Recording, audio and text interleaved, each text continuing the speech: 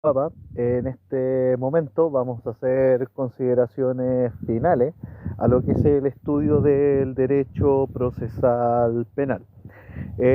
Y tenemos que partir con los sistemas procesal penales.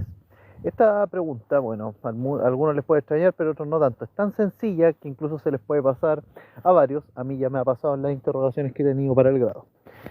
El concepto sistema procesal no tiene definición legal, pero lo podemos entender como un conjunto de normas jurídicas y principios jurídicos enlazados entre sí en materia penal.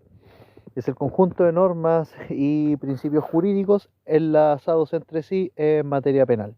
Hola amigo Diego, ¿qué tal? Bienvenido. Se le denomina sistema en virtud de la evolución que ha tenido el derecho desde la antigüedad con la creación de los primeros cuerpos y leyes normativas, como el Código de Hammurabi, el Antiguo Testamento, etc. Los procedimientos judiciales penales, que es un concepto que se utiliza para los procedimientos penales anteriores a la Revolución Francesa, son, bueno, tenemos el sistema inquisitivo, que se caracteriza en que el juez, en representación del soberano, tiene facultades omnimadas para proceder en el proceso. El sistema acusatorio se caracteriza por la importancia al impulso de parte en el proceso y protección de la libertad de la persona investigada. El sistema acusatorio se caracteriza por la se caracteriza en que por la importancia al impulso de parte en el proceso y protección de la libertad de la persona investigada. Y tenemos también los sistemas mixtos que, bueno, operan combinando elementos tanto inquisitivos como acusatorios. Pero quédense con que el sistema acusatorio se caracteriza por darle importancia al impulso de parte, principio dispositivo, como se le puede decir en materia procesal civil, y por la protección de la libertad de la persona investigada. No se preocupe, don Diego, póngale más, está muy bien estudiar. Bien, el procedimiento penal que rigió en Chile desde su inicio hasta el año 2000 era un procedimiento cuyo origen puede encontrarse en la Edad Media o en la Baja Edad Media Europea, denominado como sistema penal inquisitivo, y para su implementación se necesitó la existencia de un poder fuerte y centralizado. Ustedes pueden asociarla con el santo oficio de la Inquisición, etcétera, pero bueno, eso es otro tema. Bueno, eh, el comienzo del sistema que inspiró el casi derogado Código de Procedimiento Penal puede ver su origen en el Concilio Lateranense del año 1215, dirigido por el Papa Inocencio III, eh, mientras que los principios acusatorios están inspirados en la justicia asambleísta, en la cual el pueblo juzga. Y bueno, aquí se necesita que exista un ente acusador diferente al que juzga. Este sistema lo encontramos en la antigua Grecia, en Roma y en la Inglaterra medieval. No, pero recuerde que nosotros no damos tesis, nosotros tenemos que dar examen de grado. Ojalá diéramos tesis, amigo mío, ojalá. Nos van a hacer una prueba donde nos van a preguntar de 13 ramos. De eso consta todo esto. Bien, vamos a hablar de la reforma procesal penal en Chile. La reforma procesal penal en Chile. Bueno, este fue el cambio ocurrido en el sistema de procesamiento de las causas judiciales penales que terminó con el sistema inquisitivo y estableció un esquema acusatorio en que se dividen las funciones de investigar, procesar y dictar sentencia de las causas. Este sistema se comenzó a aplicar desde el año diciembre del año 2000 y en la primera región que se aplicó fue en mi región, en la región del Maule. La aplicación fue de forma progresiva, comenzando a implementarse también en otras regiones hasta que hasta el año 2005 empieza a regir ya en la región metropolitana, ya que fue la última que incluyó la reforma procesal penal. El motivo por el cual empezó a discutirse la reforma procesal penal chilena fue en la década de los 90, radicó en el hecho de que el sistema procesal penal vigente no otorgaba ninguna garantía de debido proceso conforme a los tratados internacionales que Chile suscribió y ratificó en dicha época y que pretendían insertar a Chile al mundo globalizado. Esto también porque estábamos saliendo de una dictadura. Hasta antes de la entrada en vigencia del actual sistema procesal penal, en Chile no existía un verdadero juicio criminal. No existía un verdadero juicio criminal, toda vez que faltaban presupuestos básicos del proceso, como por ejemplo, primero, la igualdad entre las partes, un tribunal imparcial, publicidad, un debate probatorio que incluya examen y contradicción sobre la prueba, concentración e inmediación. Todo esto no existía en el antiguo sistema procesal penal chileno. No existía ni la igualdad entre las partes, ni un tribunal imparcial, ni publicidad. Tampoco había un debate probatorio que incluya examen y contradicción sobre la prueba. Tampoco había concentración y tampoco había inmediación. Bueno, ¿cuáles son las diferencias entonces entre este sistema procesal antiguo y el sistema procesal nuevo? Bueno, la verdad es que primero el nuevo sistema separó las funciones de investigar, procesar, formalizar, acusar y dictar sentencia. Antiguamente era el juez el que tenía que investigar, procesar, formalizar, acusar y dictar sentencia. Por lo tanto, su imparcialidad claramente se veía comprometida. Ahora, el nuevo sistema procesal penal estipuló que los procesos se realizaran de forma oral y no por escrito. Y con la reforma procesal penal se creó el Ministerio Público. Se creó el Ministerio Público, cuyos fiscales están encargados de dirigir la investigación, formalizar y acusar a los imputados. También se creó la Defensoría Penal Pública para otorgar defensa profesional a aquellas personas que no pueden o no tienen un abogado particular. También se crearon los juzgados de garantía y los tribunales de juicio oral en lo penal, los cuales reemplazaron a los ya extintos juzgados del crimen. Bien, ¿qué ocurre? Ahora cabe preguntarse, que es una pregunta bastante importante, ¿qué ocurre con los casos que se iniciaron bajo el antiguo sistema procesal? ¿Qué pasa con esos casos? Piensen ustedes, la gente, los que están presos en Punta Peuco. ¿Qué pasa con los casos que se iniciaron antes de la reforma procesal penal? En estos casos se debe seguir de acuerdo con los procedimientos anteriores a la reforma procesal penal, bajo las normas establecidas en el Código de Procedimiento Penal. Una vez que se cierre el último caso iniciado con el sistema procesal antiguo, es decir, hasta los delitos cometidos en la región metropolitana en el día 16 de junio del año 2005, que fue el último día en que rigió el Código de Procedimiento Penal como regla general, el Código de Procedimiento Penal va a quedar completamente derogado. O sea, una vez que se cierre el último caso iniciado con el sistema procesal antiguo, es decir, los delitos que se cometieron en la región metropolitana, que este sistema que rigió hasta el último delito que se cometió en la región metropolitana hasta el día 16 de junio del año 2005, que fue el último día en que rigió el Código de Procedimiento Penal como regla general, en este punto entonces el Código de Procedimiento Penal va a quedar completamente derogado.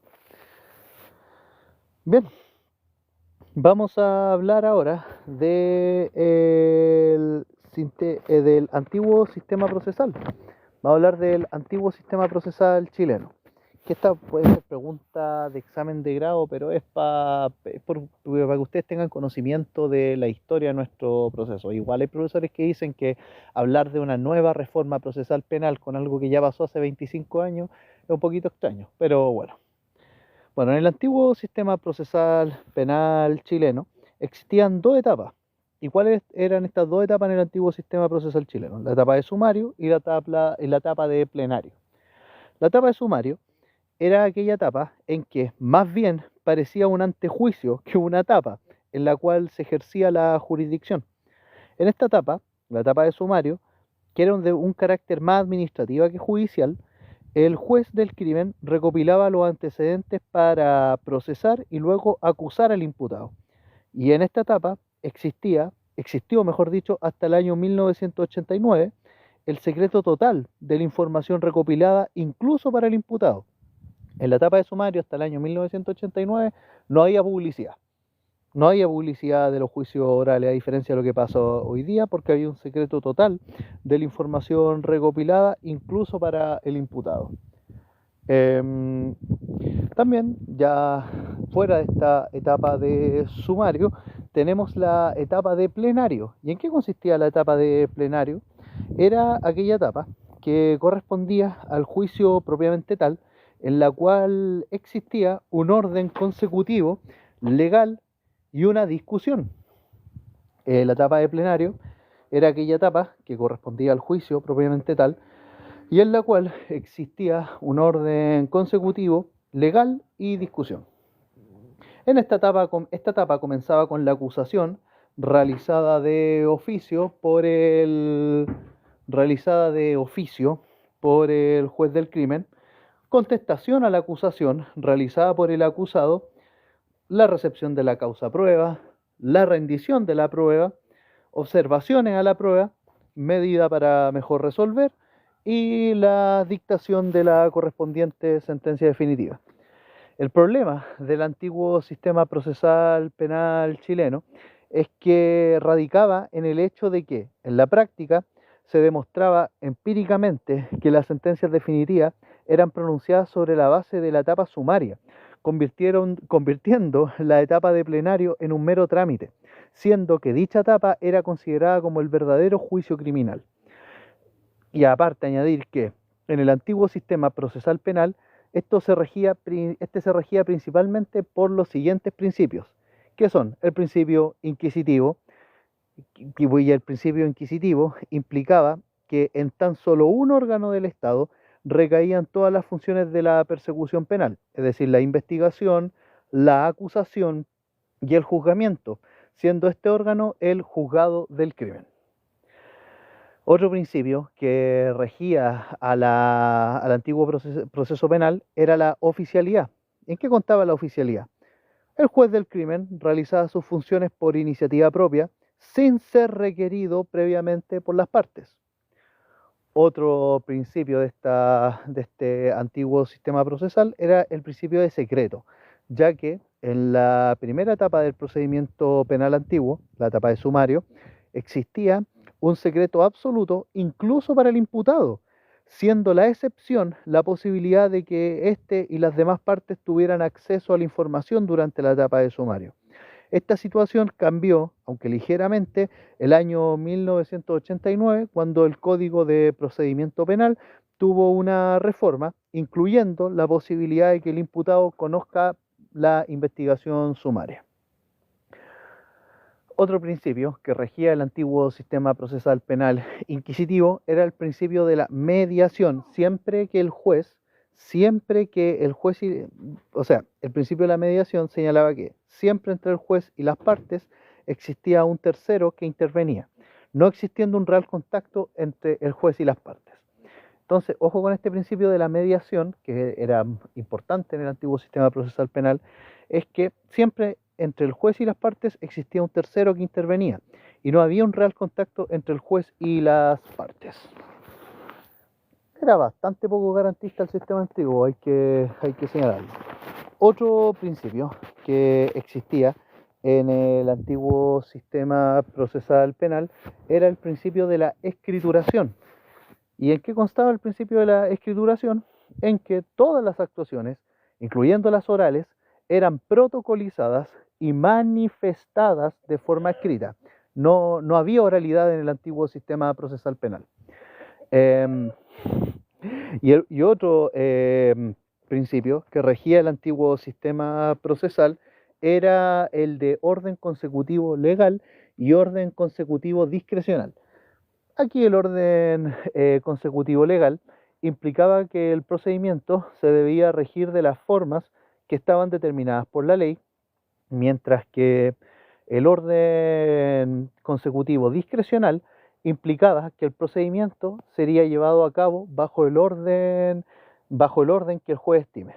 En el antiguo procedimiento penal, la etapa sumaria era guiada por el orden consecutivo discrecional, mientras que la etapa plenaria era guiada por el orden consecutivo legal.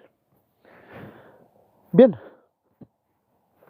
ahora vamos a referirnos en contracara con los principios que rigen el actual proceso penal.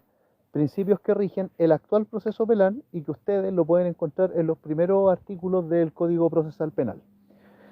Estos principios rectores, también llamados principios básicos del proceso penal, son los siguientes, que son, primero, el principio de juicio previo, que es el primer principio que está consagrado en el artículo primero del Código Procesal Penal, y consiste o dice relación con el hecho de que para que exista una pena tiene que haber primero un juicio legalmente tramitado.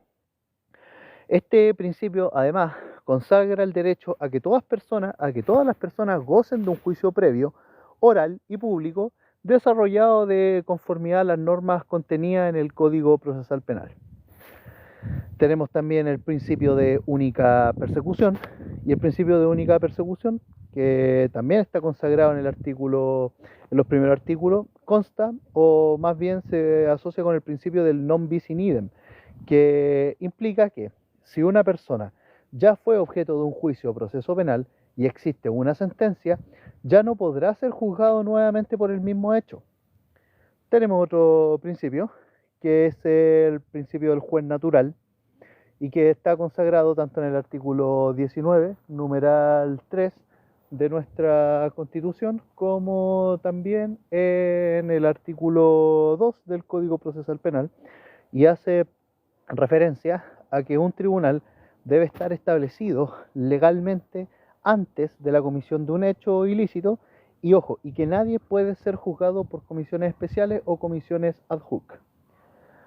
Otro principio que está presente en el nuevo proceso penal es el principio de ejercicio exclusivo de la investigación penal, que está en el artículo 3 del Código Procesal Penal, y hace referencia a que la investigación penal recae de forma exclusiva en el Ministerio Público, y esta institución es la que tiene como fin determinar la participación punible del imputado en el hecho constitutivo de delito, junto con investigar aparte los hechos que acrediten la inocencia del imputado. También tenemos el principio de objetividad, que es un principio que nace del ejercicio exclusivo de la investigación penal y que apunta a que la investigación que realiza el Ministerio Público debe contener la misma energía tanto para los hechos que acusan al imputado como para aquellos que le quitan la responsabilidad penal o se la atenúan. Tenemos también el principio de presunción de inocencia, que viene a estar consagrado en el artículo 4 del Código Procesal Penal, y hace referencia a que toda persona es inocente hasta que exista una sentencia condenatoria firme, lo que a su vez implica que ninguna persona puede ser considerada ni ser tratada como culpable mientras no exista una sentencia firme que así lo consigne. Tenemos también el principio de las medidas privativas de libertad, que viene a estar consagrado en el artículo 5 del Código Procesal Penal, y consiste en que cualquier forma de privación de libertad u otro derecho que goce el imputado se debe hacer con estricto apego a la ley, toda vez que no se puede citar, arrestar, detener, someter a prisión preventiva, ni mucho menos aplicar otra medida, sino en los casos y formas que la propia ley señale. Otro principio que es súper importante es el principio de protección a la víctima, que el principio de protección a la víctima viene a estar consagrado en el artículo 6 del Código Procesal Penal, y consiste en la obligación tanto del Ministerio Público como del Tribunal, Policía y otros órganos de la Administración del Estado de velar por la protección de la víctima en todas las etapas del proceso penal. En todas las etapas del proceso penal.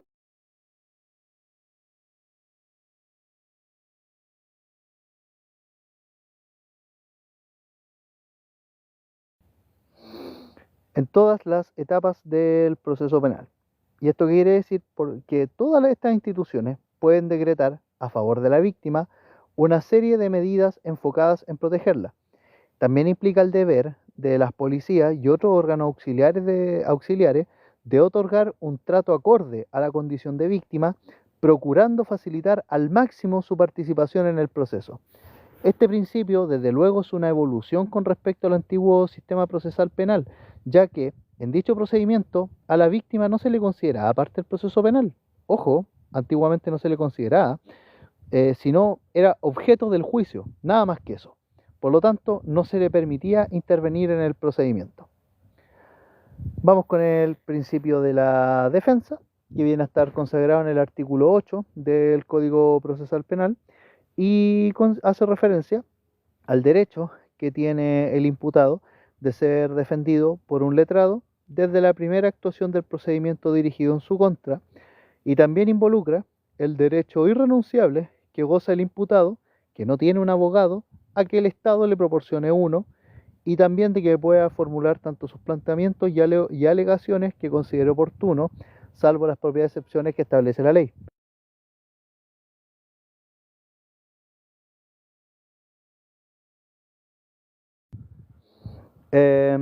Tenemos también uy, se me va a descargar el teléfono, pero bueno, vamos a alcanzar a ver los principios ahora en esta ocasión.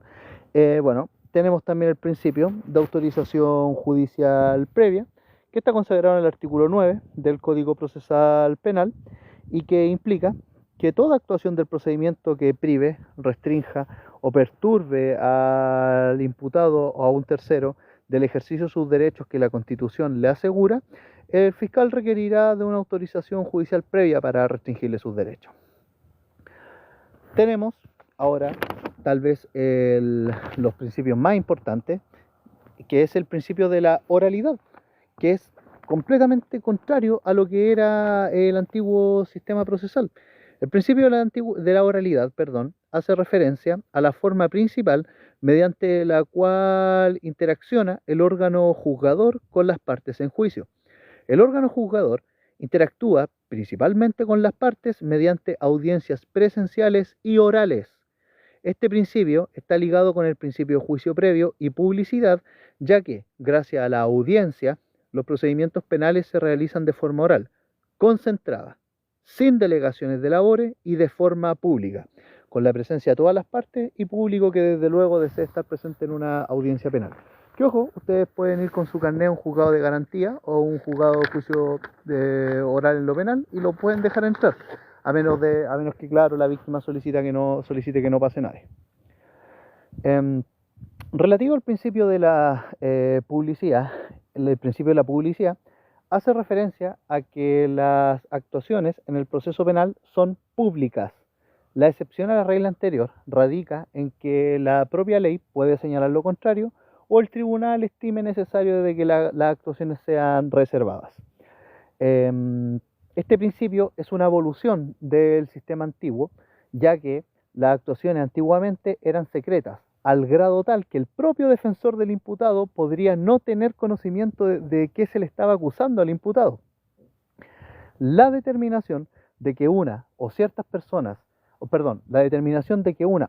actuaciones sean secretas son ahora la excepción, no la regla, pudiendo establecerse el secreto hasta por un máximo de 40 días y solo bajo el argumento de que sea con el fin de resguardar la eficacia de la investigación. Un último principio que tenemos en cuenta es la aplicación temporal de la ley procesal en Chile. Aplicación temporal de la ley procesal penal en Chile, y que está consagrado en el artículo 11 del Código Procesal Penal.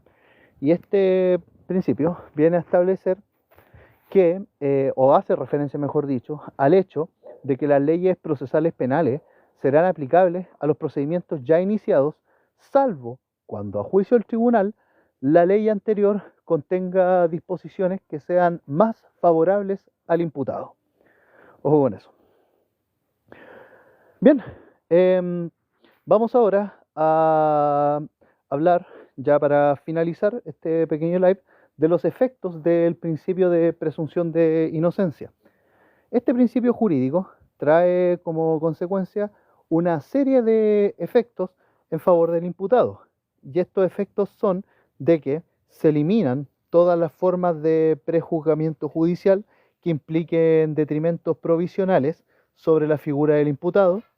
La imposición de medidas cautelares personales es excepcional, no son la regla general como lo era en el antiguo proceso penal.